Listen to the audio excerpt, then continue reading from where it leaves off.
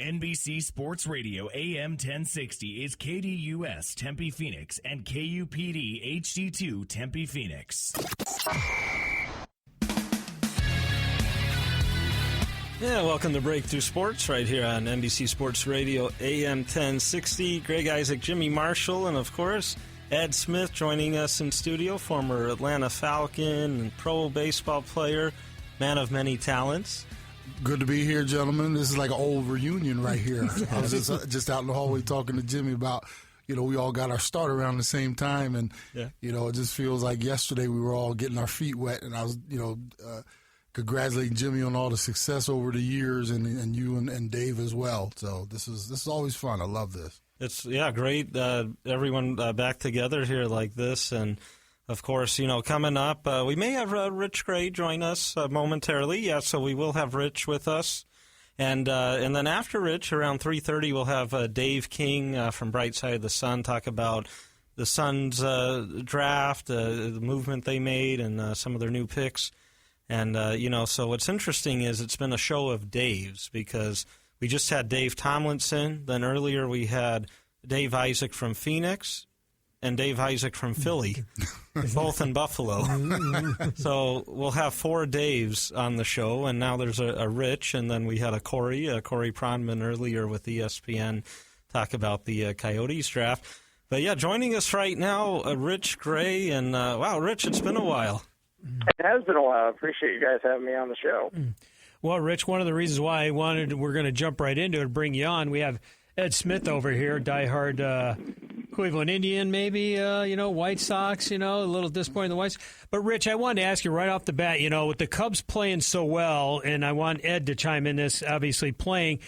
As a fan, do you worry about the media maybe bringing the guys, the pressure's going to catch up to the guys, or do you think Joe Maddon's going to keep them in line? I know there's still a lot of baseball to go on, but, boy, as they get closer and closer to the best record, do you think the media is just going to start weighing on the players, or do you think it's past them? Well, it's interesting because they're hitting a little bit of a slump right now, at least the way that they've started off the season. Before last night, they had lost 4 straight. They're struggling with the Marlins today as we speak. But, the difference between, I think, this year and last year is they're dealing with more injuries. They're not serious injuries, but, Dexter Fowler's on the DL, Jorge Soler's on the DL, Ben Zobrist left the game last night. So they're relying on a lot more youth than they did last year. Last year's youth movement, guys like Addison Russell, Chris Bryant, Kyle Schwarber, they came up and they overperformed and they were stellar and they propelled the Cubs to the playoffs. And this year, you have guys like Albert Almora Jr. who's been called up. You have Wilson Contreras who got called up. And they've kind of struggled a little bit but shown flashes of brilliance. But back to your point is, I think this struggle that they're going through right now will be beneficial in the long run because not only is it giving some of their younger guys success, but, it is giving this team a little bit of adversity. And, earlier this week they got swept at home by St. Louis. I think in the long run that was good for them because, say what you want about the Cardinals, they're a team that's always won the Central. They've been there at the top perennially. So, it was a way for the Cardinals to say, hey, we're not going anywhere. At the same time, after that sweep, the Cubs still had a 9.5-game lead in the division. So it is going to be interesting to see how the Cubs, the rest of the way, because they got off to such a hard start, how they play. But I do think Joe Maddon is the perfect manager to kind of keep this team in check. Absolutely, yeah. And it's just amazing what we've seen from the Cubs. Obviously, when start the year, they're rich. Now, kind of looking around the league, as you said, with some other teams there, especially in the Central, looking locally at the Diamondbacks, had to bring it up there, but obviously the struggles to start the year, and when you were without A.J. Pollock day before, opening day, basically right before that, but Greinke, Miller, some of their struggles going on, but obviously Greinke now has really turned the corner, and we're seeing the Greinke of old. Is this a team now that, obviously first thing first, you just want to get to 500 and go from there. But do you think there's enough with this team to make a comeback this year to get in a contention position? Or, do you feel it was just such a slow start that even though they are playing much better, it might just be tough to kind of catch up with some of these other teams in the NL? Well, I will say at the beginning of the season, they looked to me as the third-place team in the NL West, despite everything they did. I just thought they didn't do enough offensively even before the Pollock injury.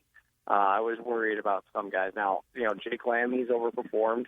Yasmani Tomas is kind of living up to expectations. That's been great. But, Goldie wasn't hitting for a while. I think they're now playing more to their capability. And I think what will help them in the long run and could keep them in a pennant chase is you have, a lot of teams in the National League right now that are underperforming. Yeah, the Giants, the Cubs, and the Nationals, they all have over 45 wins. But you look at the Mets, you look at the Cardinals, you look at the Pirates, you look at the Dodgers. They're not living up to the expectations, and they're keeping, some other teams like the Diamondbacks in that picture. Will they be able to get over that hump and stay into the pennant race into August and September? Probably not. But it is going to be interesting to see what happens next month as we get closer to the trading deadline, because I think there's going to be a lot of teams who are going to be in contention that didn't necessarily think they were going to be. And that's a great point that you bring up, the fact that there are so many teams kind of log-jammed in the middle of the field right now. Baseball is one of those sports. It's such a long haul. It's not a sprint. It's a marathon. And, right. I kind of find myself looking at the Diamondbacks, waiting for them to just give us a spurt to, kind of shoot themselves up the rank. I think one good thing, though, one positive thing, I think the last time you and I were on, Greg, the Diamondbacks were in the cellar, and they find themselves at least a couple notches up right now. So, if anything, you look at the bright side of things. I just think, I think they do have to make a push into August, because once you get toward, after the All-Star break, it's kind of one of those situations where, you kind of start seeing the writing on the wall if you haven't made a push by then. So I think it's very important for them over the next few weeks to kind of, take the momentum they have and kind of roll from there. And speaking with that, Rich, because I know coming into the year, like you said, you thought third in the NL West, and I sort of did too, because the Dodgers and Giants, will find their ways, and they have. But do you feel that because of that, I mean, with all the young players the Diamondbacks have moved, now obviously their roster in general is still young, but in terms of the farm system, all the guys that have been traded, and when you bring in a Zach Greinke, even though he's going to age well, the fact is once you get 3-4 years into the deal, you might see kind of a little downslope. Is this the type of situation where really it's a big disappointment in the sense of not making the playoffs and really big-time contending that first year, knowing maybe there's a small window, or do you think maybe there's a bigger window than at least I'm seeing? Yeah, no, I kind of agree with you that the window's kind of small. Really, it's to me, it's less to do with Greinke and Miller. I think the Diamondbacks made those moves because they realized they have Paul Goldschmidt in his prime on a very team-friendly contract. He's probably the best valued player as far as what they pay him and what they get out in Major League Baseball. I mean, you look at, guys that are comparable to them, and they're making, over $150 million or something close to it for the most part. So, his contract's going to come up, in a few years, and when that does, the Diamondbacks are going to have to overpay for him to keep him. So I think the big reason why they went out and got Zach Greinke, made the trade to get Shelby Miller, is right now they have the money to put those resources in other areas to try to make the playoffs, to contend for a division, and, who knows what might happen in October. So in that aspect, it is a little bit disappointing. But like I said, I'm not too surprised because I feel like they're still maybe a step or two away from being a playoff contender. You look at the back end of their rotation, it's still not that strong. You look at some of their pieces in offense, even, guys like their middle infield, like Owens and Ahmed, they're great defenders, but, you need their bats in the lineup to kind of, perform better than what they have. So there are some areas where the D-backs need to improve. And that's something that's going to either have to happen here in the coming weeks before the deadline, or they're going to have to, rely on their prospects, which, like you mentioned at the start of this question, that they trade a lot of them off that they were very high on. So it is a little bit of a disappointment that that's where they are right now. Rich, speaking on that, what is the identity, or what are they building toward in with the Diamondbacks? I'm always curious when I watch a team in an organization. Are they a team of thumpers? Are they Are they going to get out there and be aggressive, steal bases? Are they built on their pitching? What are they? What is their design? That's a very good question, because they don't really have that outspoken leader. That they have a lot of guys who kind of lead by example, but you don't have, like Paul Goldschmidt. He's obviously the best player on this team, but he's very reserved. He goes about his business. He's not very flashy, and that's not a criticism. But it's hard to develop an identity when your best player, just comes to work every single day and grinds it out, and he doesn't have a lot of flair to him. And again, like I said, that's not a criticism at all. But you need someone on your team to kind of be the rally guy, to get the players going, to be loose, to have fun, and not take the game so seriously. Like you look at the Cubs that we talked about at the beginning. I mean, there's so many guys on that roster that just play loose and have fun, and that's one of the keys to their success. Is they think they feel like they can win every game, and they also have fun doing it. And I think that's something that's kind of missing in baseball in some areas, because you have guys who take the game a little bit too seriously, which, they're getting paid millions of dollars. You have to take the game seriously, but you also, it's a fun sport to play. You got to have fun while you're out there as well.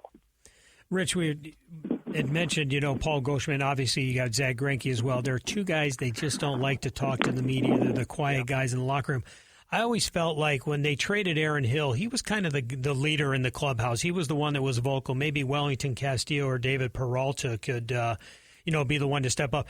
But I'm kind of with you. I thought maybe we put too much emphasis on this team this year after they went out and got Greinke. And I mean, who knew that Miller was just going to lose his confidence? And so I guess we thought, well, looking at it overall and everything, maybe the team was not ready. But they have built up their farm system. They do have some pitchers down there. I mean, we can mention Braden Shipley and everything. My biggest surprise with the Diamondbacks is they just cannot win at home. I mean, you win 50 games at home, and then you split on the road at 4. There's your 90 wins, so maybe they can win 50 on the road and, split at home. But, you reverse that home record, or even I think they're 13-25. Even if you make them 500, they're in the contention. It's just amazing the last 2-3 years that this team cannot win at home. Yeah, and I don't know. I can't really explain it. I don't know, Chase Field is obviously a hitter's ballpark. It's hitters friendly, and so maybe they just, the way that they've built this team, you look at what they do offensively, that they're a very scrappy, kind of grinded out team. They don't hit for a lot of power, and they don't really play to the strengths of the ballpark, which is not a bad thing, because you look, as you mentioned, at how well they play on the road. And, you look at teams like Colorado who overperform at home, and then when they leave and they go on the road, their offensive numbers are not quite the same. And so finding that balance of not being too power-friendly or power-reliant, and, not being just one of those teams that's going to kind of dink you to death. That's what the Diamondbacks kind of have to do in order to find that balance. But it is baffling, the fact that they're 13-25 at home. I mean, it's amazing that they can go onto the road. They could have a 4-game sweep at San Francisco earlier this year, and then they can come back and play absolutely terrible baseball. I can't figure out why it's like that. We're looking at 9-game homestand coming up, and you want to see this team's now at home. They got to start winning 7 games out of the 9. You have to start beating. You have I think you play the Dodgers 13 more times and the Giants like 10 or 11 more times. You got to start going 10-3, and if you really want to make contention. And the Diamondbacks have to decide, like you had mentioned earlier. you get into late July, do you trade a Brad Ziegler where somebody is interested? I heard, you're going to hear all kinds of trade rumors, but, the Right. Cubs would love to have him as an eighth inning guy where he can get the ground out pitches, and the Diamondbacks have to decide if they're going to be buyers or sellers or contenders or pretenders. Yeah, and again, it's going to be tricky, too, going back to the point I made, is you have so many other teams in baseball right now that are in that log jam, as you guys mentioned. You got the Marlins, you got the Phillies who are overperforming. You got, the Cardinals and the Pirates, and even the Brewers aren't playing that bad. So you got a lot of guys, you look at the wild card standings, and you have a lot of teams that are, only 6-7 games out. And right now, in June, being 6-7 back, that's not a bad thing. You have plenty of time to try to, make a run and turn your season around. And you get to that point where you have to make a decision. All right, are we going to go for it? Are we going to go for it this year and try to make that push and, give up some of our top players or some of our top prospects to get over that hump and make a playoff rush? Or are we going to kind of sit back and get pieces to try to build for next year? I think it would probably be more beneficial for the Diamondbacks to do the opposite, to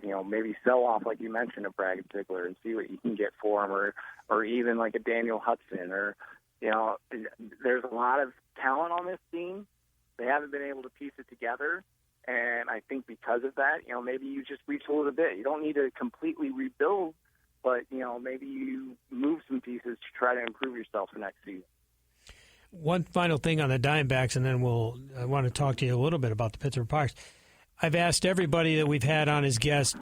Everybody thinks that Chip Hale is on the hot seat. I'm not for changing managers, every couple of years. What do you think of Chip Hale? I don't understand why that has come up. I really don't. And maybe it's just because, the Diamondbacks haven't been around in baseball that long, since only 1998. And you look at how many managers they've gone through already. Maybe just Diamondbacks fans expect to go through a manager every 2 or 3 seasons. But when you do that, it's hard to contend. It's hard to stay a consistent winner in baseball. And if you look at the structure of the Diamondbacks, if Chip Hale leaves, that's going to be because Tony La Russa and Dave Stewart got fired. They're not going to get rid of Chip Hale. He's their guy.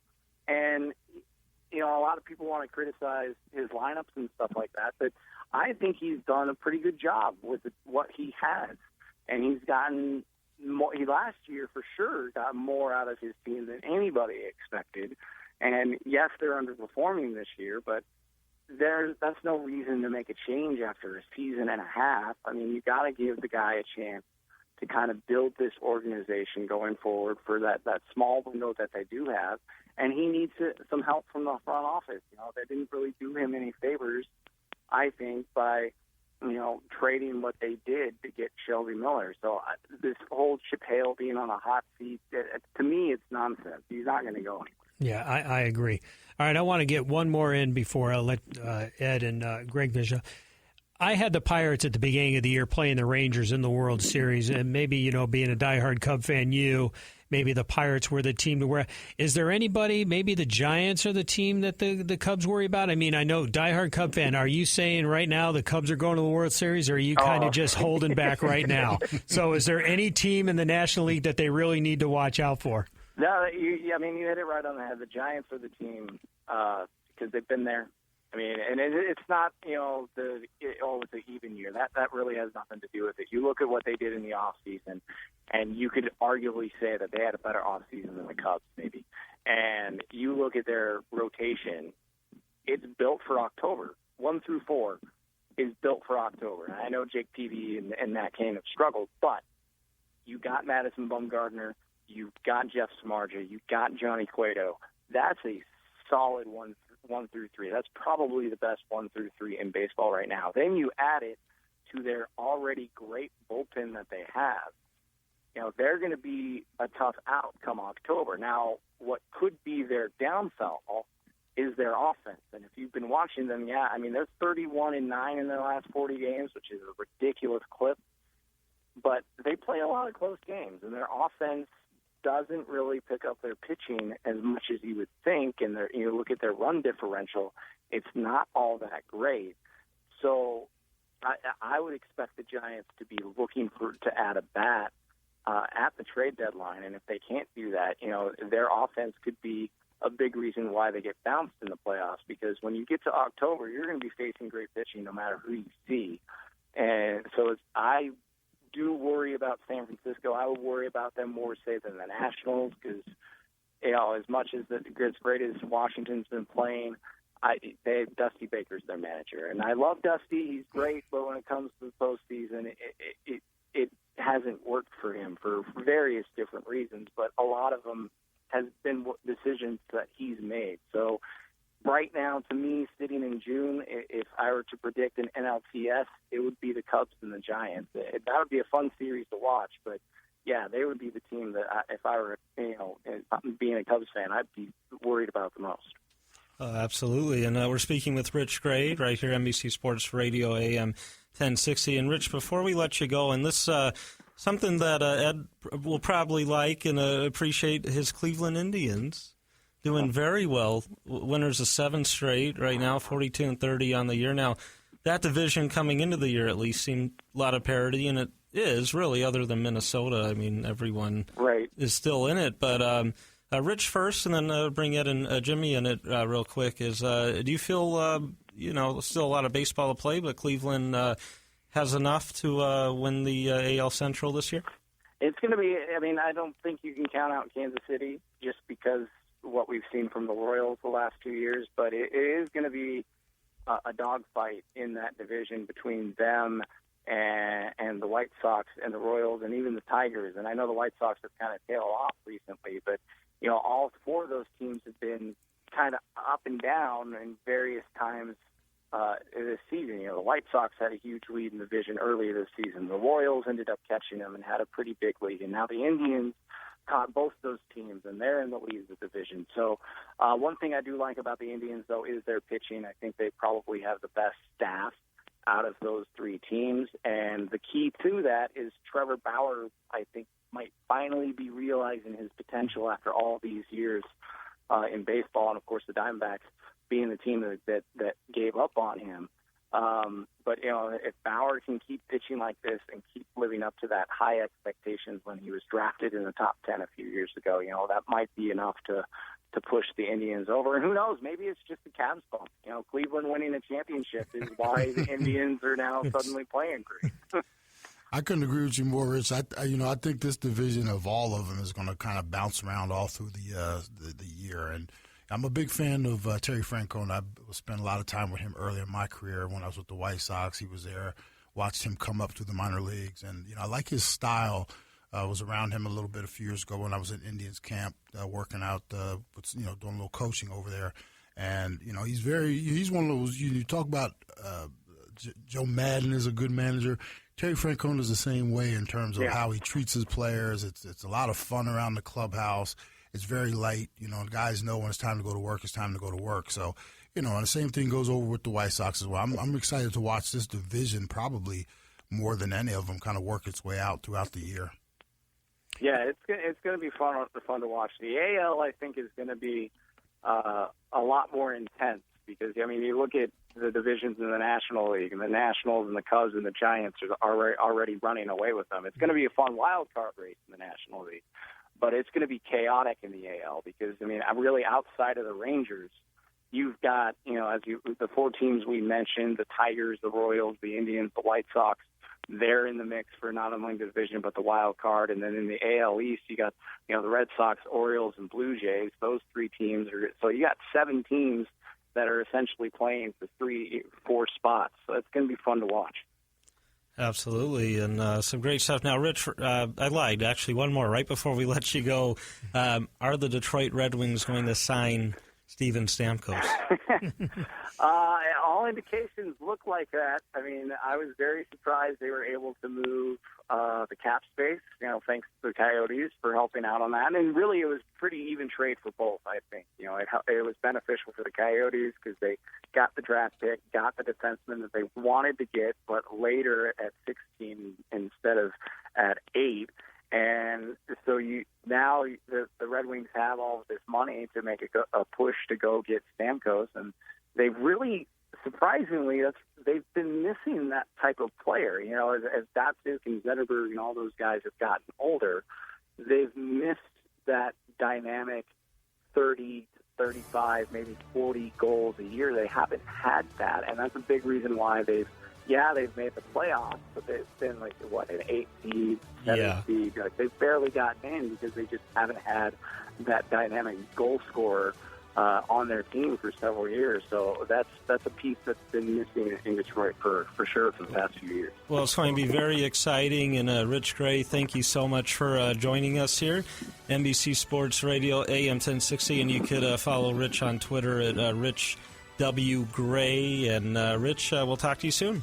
All right. Thanks for having me on Rich. the show, guys. All right, and Dave King, Bright Side of the Sun, will join us after the break here, talk about the Suns draft and free agency.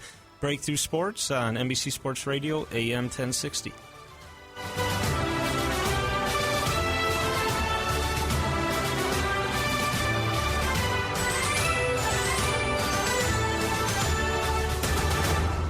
The NFL season never stops, so stay up to date with Pro Football Talk Live with Mike Florio. Weekday mornings on NBC Sports Radio, AM 1060. And welcome back to Breakthrough Sports, right here on NBC Sports Radio, AM 1060. Greg Isaac, Jimmy Marshall, Ed Smith, and of course, a great producer, the Gasman, Kevin Gasman. And shortly we'll have Dave King with Bright Side of the Sun, managing editor, join us. We'll talk about the Suns NBA draft, some of the guys they picked up, and of course, free agency coming up. And so we'll take a look into all that. And but joining us right now is Dave King with. All right, we'll get him back on here in just a moment. As we're waiting for Dave to come on, Ed, how's your book sales doing? I want you to promote your book, because let me tell you, it's a phenomenal read. Everybody really needs to read it. If you got a kid that wants to be an athlete, or you've got somebody you played the game or whatever, this is a great book. And I just want Ed to talk a little bit about his book. It's still available on Amazon, if I understand. Yeah, it is. Thank you for even bringing that up, Jimmy. The title of the book is Easy Does It: The Journey of a Lifetime. Chronicles my journey through, minor league baseball, 9 years of minor league baseball right out of high school, made a transition at the age of 25, 26 to the NFL. Kind of gives you a, kind of behind-the-scenes look at what it took to do what I did, but also just, people think they have a lot of misconceptions, I would call them, about professional athletes, how our lives are led and what we go through. And, they see the superstars on TV and they don't realize that there are a lot of athletes like myself. It's a struggle, it's a grind. You sometimes find yourself behind the 8 ball, but, we keep pushing and we keep moving, and that's what I did throughout my career. And but between the two sports, I played 15 years professionally, and like I said, it's a blessing to be standing here and doing what I'm doing now with you guys, because of what I went through to be where I am. So I really enjoyed the ride. Yeah, and it's great stuff, and it's always enjoyable. I mean, speaking with Ed and hearing all the great stuff. There's just so much that you've gone through, and we'll hear more about that in just a little bit. But joining us now, of course, we have Dave King, managing editor there, Bright Side of the Sun. You can visit brightsideofthesun.com for all of Dave's and the rest of the site's great articles, of course, on the Phoenix Suns. And Dave, thank you for joining us. Oh, thanks for having me on, guys. Yeah, and we have today's the day of the Daves, because during our Real Hockey Talk segment for 2 hours, we had two guys named Dave Isaac, so they both had the same name. Then we had Dave Tomlinson, a former player, and now Dave King, and of course, and Greg Isaac here, and then Jimmy Marshall, Ed Smith, and of course you spoke with Kevin. And well, Dave, I mean, the Suns had the day of the Dave. Dave and Dave. The Suns had a tough year, obviously, last year. It's not news, but your thoughts, coming into this draft, having a high pick like that, and then, of course, the trade activity that went on. In your opinion, I mean, how do the Suns come out of it? And is this something where over these last few days the Suns' future looks a lot brighter than it did from last week? Yeah, it definitely does. The Suns have gone through about a 6-year stretch here where they have not really acquired any better talent than has gone out the door. at any one point. They just haven't. They've had a couple of high draft picks. They had Alex Len a couple of years ago, and then they've been in the late lottery most every other year. And as guys leave and age out and get injured and things like that, the Suns have not brought in any high-end talent. Now, we don't know if Dragan Bender or if Marquise Chris are going to end up being high-end talent. We don't know if Devin Booker is going to follow up his historic rookie year as far as Suns history is concerned, and even as far as NBA history is concerned. Devin Booker did some things as a rookie. No one's done it at his age before. We don't know if he'll follow that up with a great career either, but the building blocks are there, and I think we're all excited to watch them over the next year or two to see if they can be those kind of stars. There was one point where Suns have to keep drafting Kentucky guards. So that's always it. But, the real question... Well, McDonough actually made a joke because he picked up Tyler Ulis in the second round. He said, it's been too long since I drafted a Kentucky guard. Yeah, he had let him go to the second round. So, obviously, loaded with the guards. But, with the draft that they had, what's that mean for, like a current player? How about Archie Goodwin? What's that going to do for Archie Goodwin now? I mean, the Suns got they're loaded at guard, especially if another Kentucky guard makes the team. Yeah, Archie's had it tough the whole time, but some of that. And Archie's always been a nice kid and a hard worker, and he really tries hard. But some of this is you have to have proven yourself by now. This is his third year in the league. Yes, he's only 21 years old. He'll be 22 next season, but you've got to prove that you are a playable player, and you can beat out guys on the roster. So Archie's had guys rotating in every year that have outplayed him and been better talents. So for his sake, I hope he does find a way to earn minutes on the roster. He certainly could behind Devin Booker this coming year. And we'll just have to see how the summer shakes out. I don't know exactly if the Suns are going to go really young across the roster or if they're going to still go with that blend of veterans and youth. Yeah, no, absolutely. And kind of speaking of that with potential veterans, what are your thoughts as free agency approaches with the Suns? I mean, do they be a big player out there and, go at least inquire on some of the bigger names or, maybe some of the lesser-known names that could help they bring in? Or, what direction do you think they're going to attempt to go? I think they're going to. I just talked to McDonough, Suns GM Ryan McDonough yesterday and kind of asked him that question, and the answer he gave was pretty much that they're going to treat this summer a lot like they treated the summer of 2013, which was don't necessarily go after the biggest free agents. For one, they don't really want to sign with a 23-win team. And number two, if you want to really go with youth, you can't be putting expectations on a team by signing a big dollar older veteran that thinks he's going to make the playoffs. They found that out with Tyson Chandler last year, that older veterans just don't want to be on a rebuilding team. They'll probably have to find a new home for Tyson this summer unless they go totally crazy in free agency, which they don't even have the money to do. Everyone's got money this summer. Suns have money, but the Suns don't need to be spending it on the older guys. Yeah, it would be interesting. But, yeah, that's a great way that you put it because, you don't want to do that, get tied down in there. And like you said, I mean, and we've seen other, big market teams that have struggled go after big name free agents. And you said, if you're a team that had struggled, they'd rather go to contenders per se. But hopefully, with all these young guys coming in, the Suns are, on the way up. And, looking around the league a little bit, obviously with Kevin Durant out there as a free agent, is Oklahoma City Thunder, at the draft traded Serge Ibaka to Orlando. And your thoughts on that move from an Oklahoma City standpoint, the assets they got in return, how it's going to help them, and, if Kevin Durant comes back, potentially are they a better team now, as good as Ibaka was? It's interesting. Ibaka actually kind of played less and less important role over the last year and a half. And some of that was because Steven Adams really stepped into that big man rim protector type that Ibaka used to be. And so that kind of left Ibaka to be a part-time rim protector, part-time stand in the corner to shoot three-pointers guy. And that's not really his game. He averaged almost 4 blocks a game 2 or 3 years ago, and this past year about 1.5 or somewhere under 2. And he just wasn't a difference maker. And so the Thunder understandably decided to sell high, and they got some good assets for him. Domantas Sabonis, I think, will be a pretty good player in the league. He won't be the most athletic guy in the world, but he can certainly score and help them, just like Enes Kanter has and Deion Waiters off the bench. Yeah, absolutely. And so it'll be interesting to see with Oklahoma City, because obviously. But as far as your question, I'm not really sure if they'll be better, but they certainly set themselves up more toward the future, and that's what they've been doing. I mean, they drafted Serge Ibaka. They drafted Steven Adams, and they acquired Enes Kanter, and then Deion Waiters.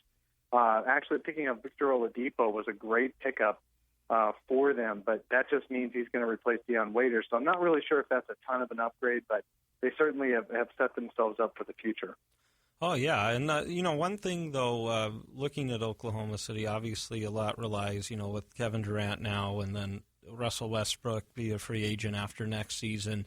In your thoughts, one, do you think Kevin Durant comes back? And if he does, do you feel it's going to be a deal where he'll have an opt-out after next year when the cap will go up significantly? Or do you think it's a situation where he leaves now and goes somewhere else? If you were put on the spot like you are right now, where do you feel? If I, not being in the room, of course, but if I was Kevin Durant, what I would do, my first option would be to do what LeBron James did last summer, which is you got to sign as a minimum a 2-year deal as an unrestricted free agent.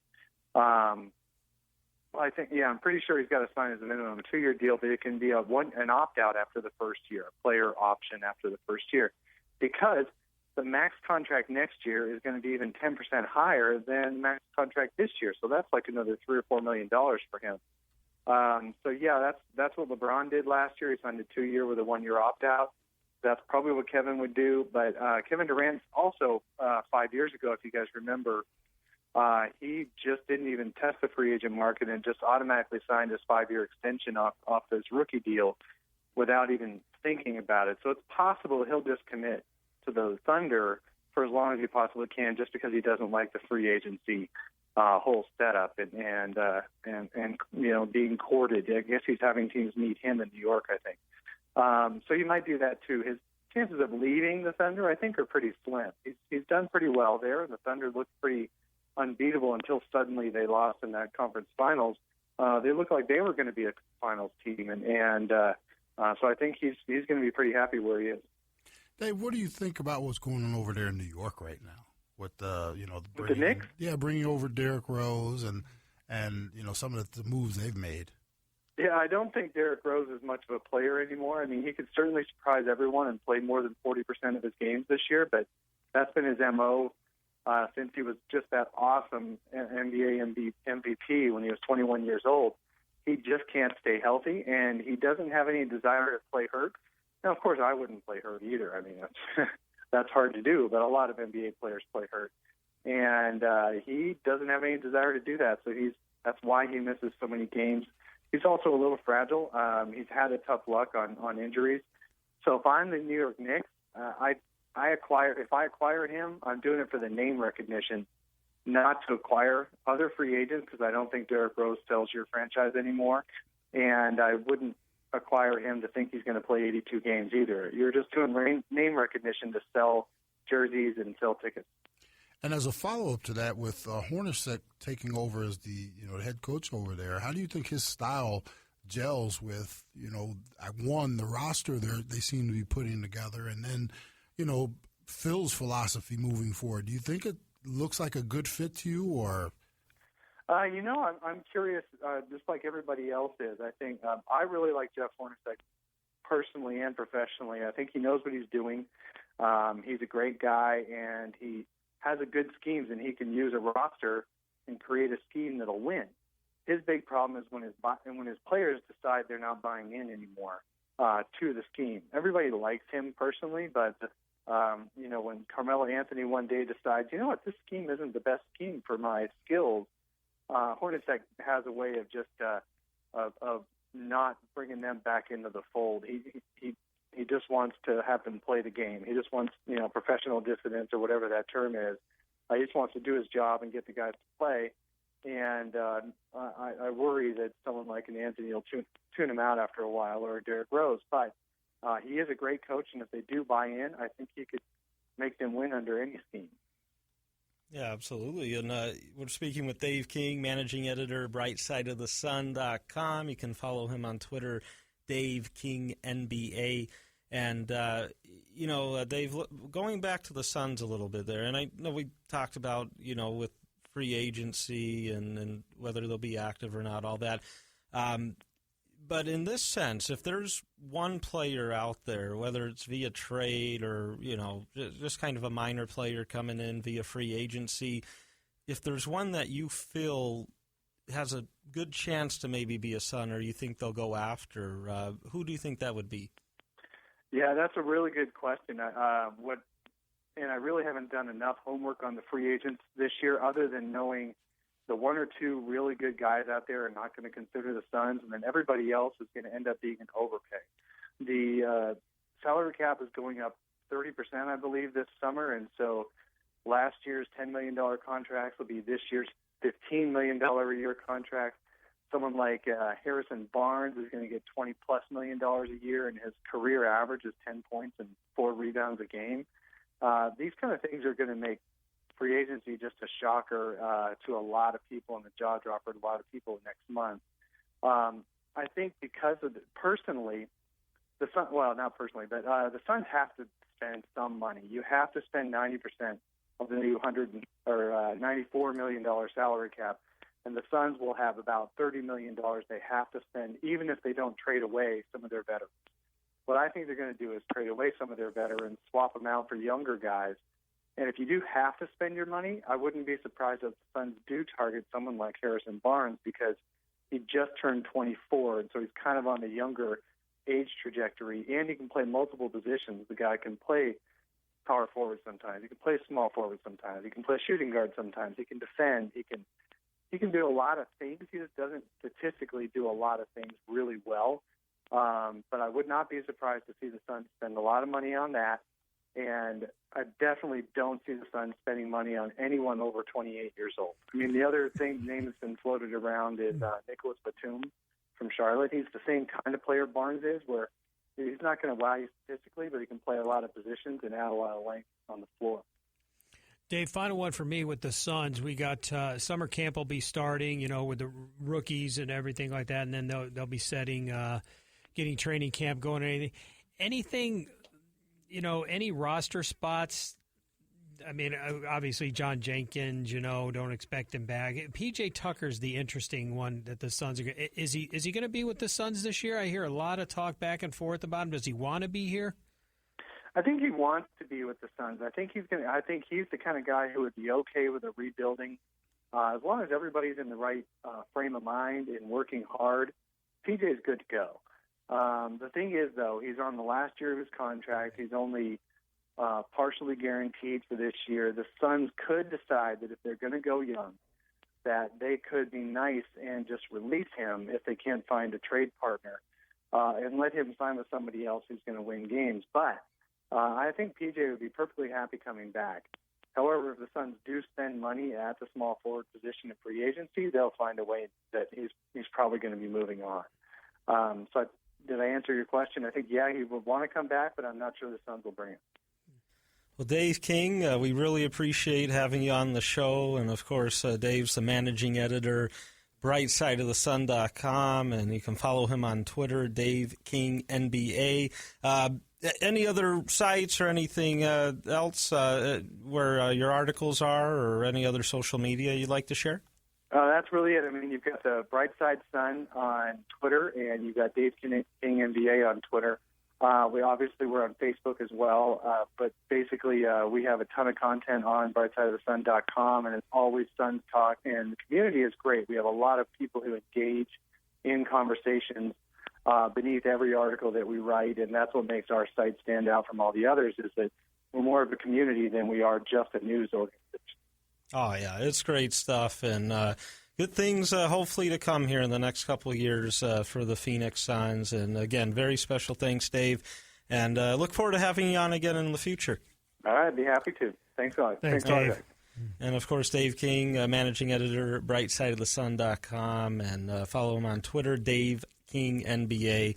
Of course, a lot of great stuff. As we said, with the NHL, as free agency comes, same with the NBA here. And even if the Suns, aren't active, as Dave said, really with the big-name guys, it's still fun, for NBA fans in general, things that are going to be coming up here. But Ed, I know before Dave joined us, you're talking a little bit about your book and some other things. I understand you saw the circus today? Yeah, I went over and took my little dude over to see the circus, and it had the lions and the camels out there, and everybody swinging on trapezes, and nice. It was actually really fun. A lot of noise, a lot of lights. Cost me $26 for a bag of popcorn, a drink, and a Diet Coke and water, which that's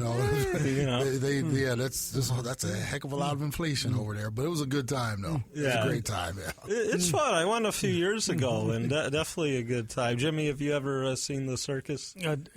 Saw them with elephants, but as Ed just said, that there's no elephant around anymore. You got the protesters out there, like you said. You had to kind of cover the boys' ears. We had to walk through the people with all the bullhorns out there. So it's always good to have Ed come in because the journey that the guy took, a journey of a lifetime, and everything, and talking about. I remember the in your book, I believe we call him Fa. Yeah, and he is no longer with us, I guess. Is he? And the people that he recruited and everything. Recruiting has it changed a lot? Are you still involved? You were talking about motivational speaking. Are you going to do it with, athletes and stuff like that? I mean, coaches still come to the house and meet the mom and or dad or whatever. Has a lot changed? It's really changed in the fact that a lot of it is so high profile now. Back in the day, the coaches would call and, they would make a stop out at your school. It's become so competitive and you witnessed it just as I have. Now everything's on ESPN. These guys are making decisions with the three hats sitting in front of them. Everything is so just magnified now. And it's just our society in general with all this social media and everything. But, I went through the whole experience. It was pretty much as quiet as kept back in the day. We had the coaches calling and they'd stop out at the schools and everything, but not much was publicized like it is today. Now the age difference, you and your brother, what's the age difference? It was 2.5. He'll tell you he's 2 years and 4 months younger than me. I always likes to remind me of that. So was it the same thing right after your parents go through you being recruited? Did they turn around and go, or did Irv know where he wanted to go? It took you a little bit to finally make a decision, right? I took all of the lumps being the older brother. It was funny because we went through this was way back in, I don't want to date myself, but, the late 80s. And I graduated in 87. And, I went through the initial, the phone. This is before call waiting. Right. Before we had just the house phone. The phone. I'd get home from school and the phone would ring 50 times in the night. And being as naive as I was, I didn't think I could tell anybody no.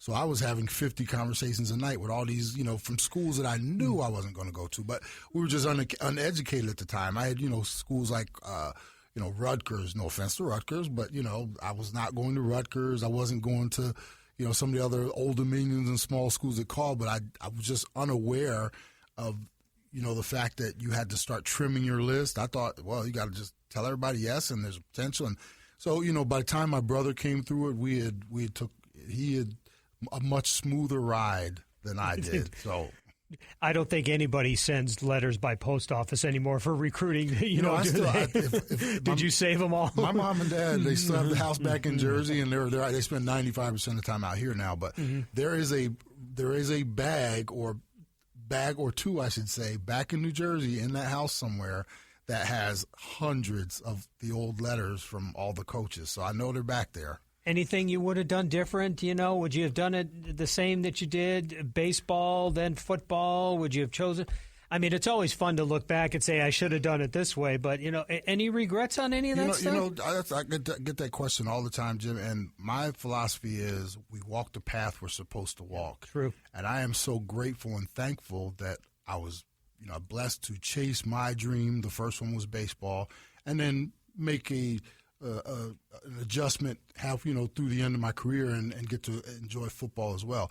there's nothing to say. I could have went to play football out of high school, blew my knee out in my freshman year, right, and nobody ever hears from me. And, the way I went was the way I was supposed to go. Now would I make changes to certain things? Yeah, but as far as I would still walk down the same road that I took, what I would do is I would make little tweaks here and there. But like I said, I've been blessed to have all the experiences I had.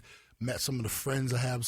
During spring training, we had a mini White Sox reunion out here. Mm-hmm. Some of my old teammates came out. Some of them are still coaching with the or now coaching with the White Sox. So we all got together. And these are guys that I go almost 30 years back with them now. Well, that's what I was going to ask you. Does it make it extra special when you see Francona now?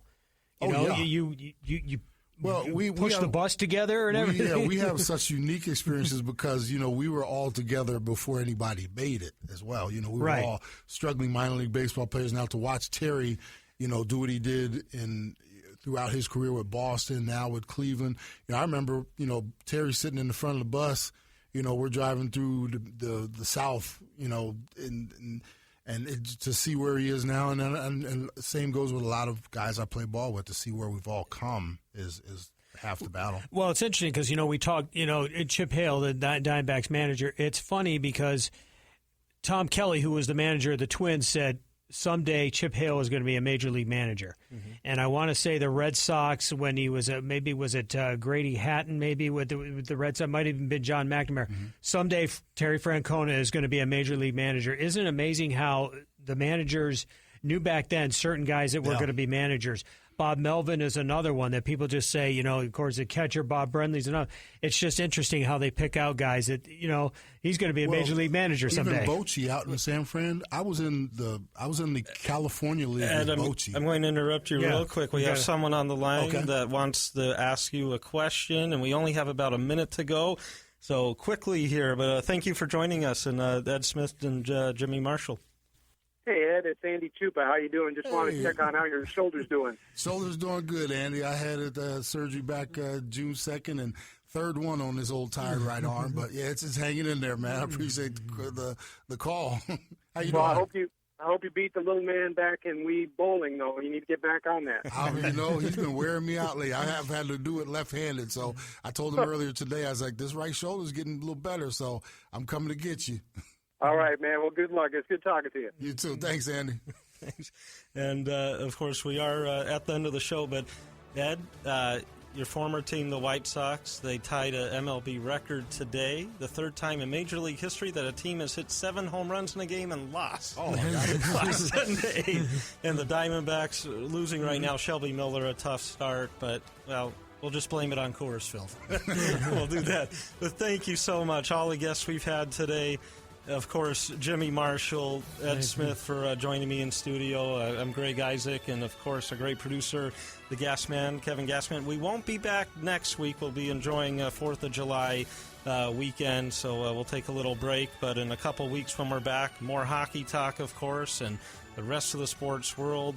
Everyone have a great rest of the weekend. Thanks, everyone.